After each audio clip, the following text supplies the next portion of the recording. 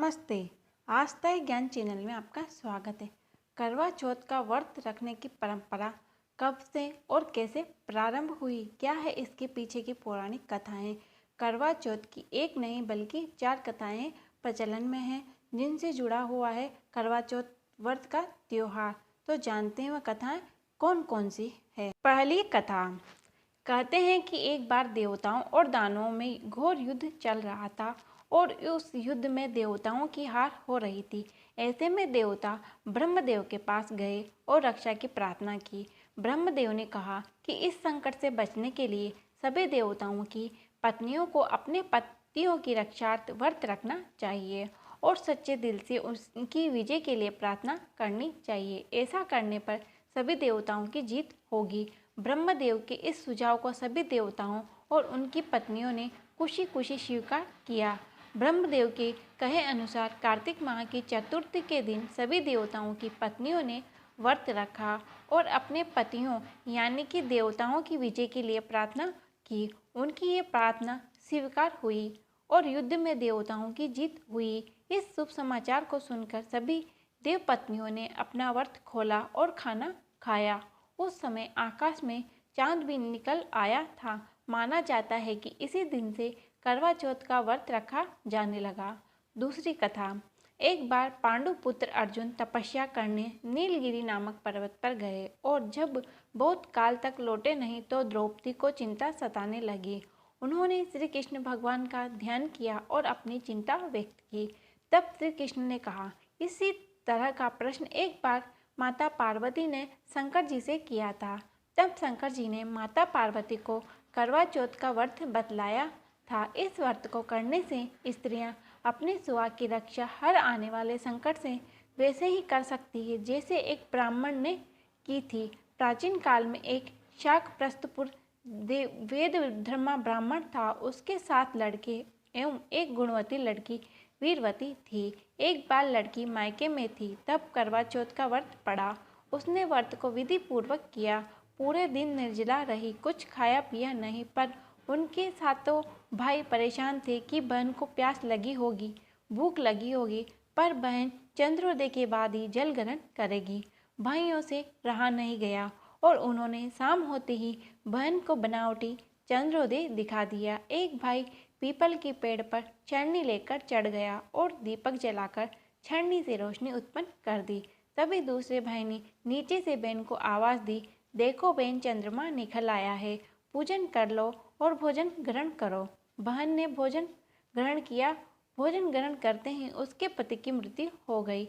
अब वह दुखी और विलाप करने लगी। तभी वहाँ से रानी इंद्राणी निकल रही थी। उनसे उसका दुख देखा ना गया।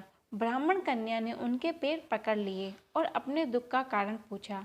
तब इंद्राणी ने बताया, तूने बिना चंद्र दर्शन किए करवा चौथ का व्रत तोड़ दिया, इसीलिए ये कष्ट मिला है।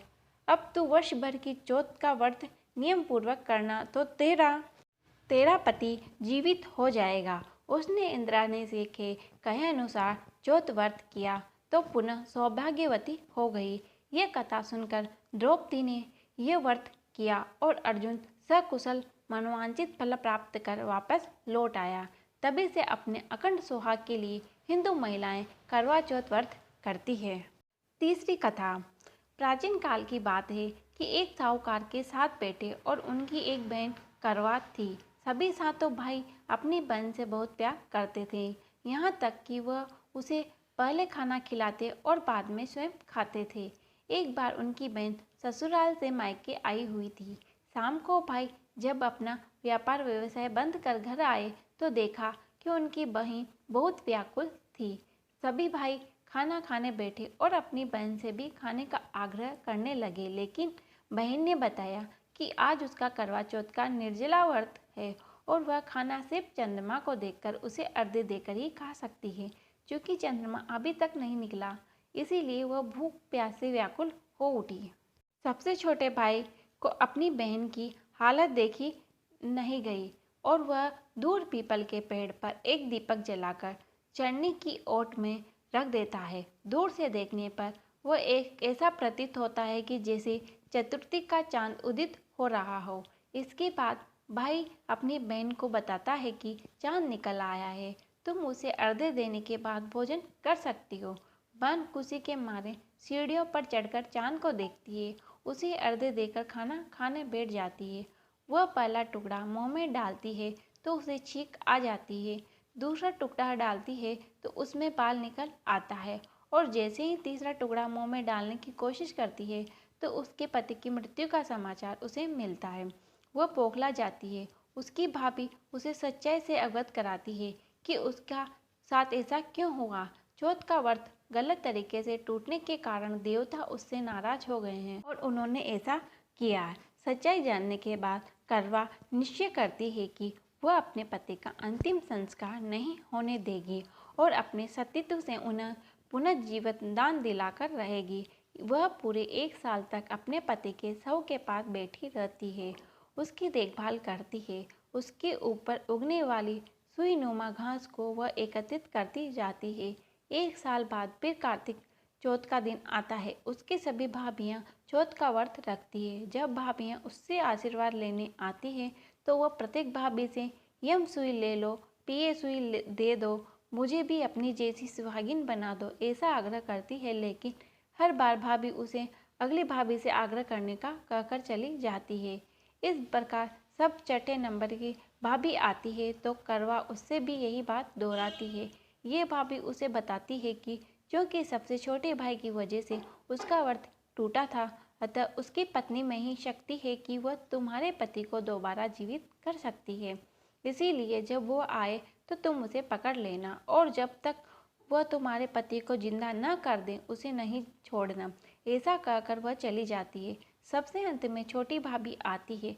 करवा उनसे भी सुहागिन बनने का आग्रह करती है, लेकिन वह टाल मटोलती करती रहती है। इसे देखकर करवा उन्हें जोर से पकड़ लेती है और अपने सुहाग को जिंदा करने के लिए उनसे आग्रह करती है। भाभी उससे छुड़ाने के लिए नोचती है, खचोड़ती है, लेकिन करवा नहीं छोड़ती है।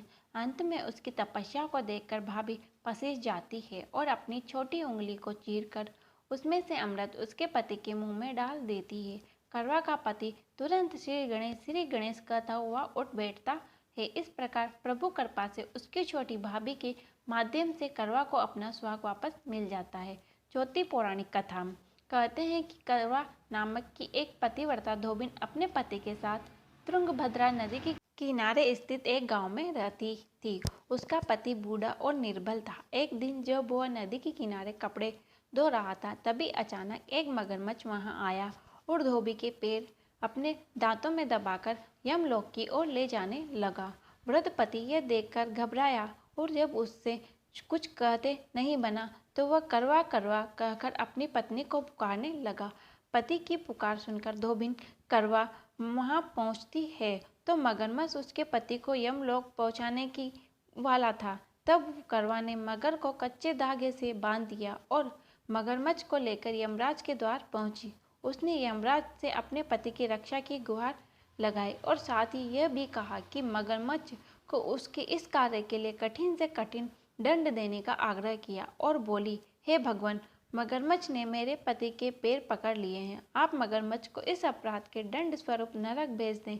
करवा की पुकार सुन यमराज ने कहा, अभी मगर की आयु शेष है, मैं अभी उसे यमलोक नहीं भेज सकता। इस पर करवा ने कहा, अगर आप मेरे पति को बचाने में मेरी सहायता नहीं की तो मैं आपको श्राप दूंगी और नष्ट कर दूंगी।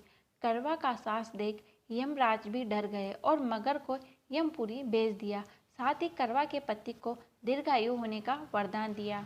तब से कार्तिक चतुर्थी को करवा चौथ का व्रत का प्रचलन आई है, जिसे इस आधुनिक युग में भी महिलाएं अपने पूरी भक्ति भाव के साथ करती है और भगवान से अपने पति की लंबी उम्र की कामना करती है।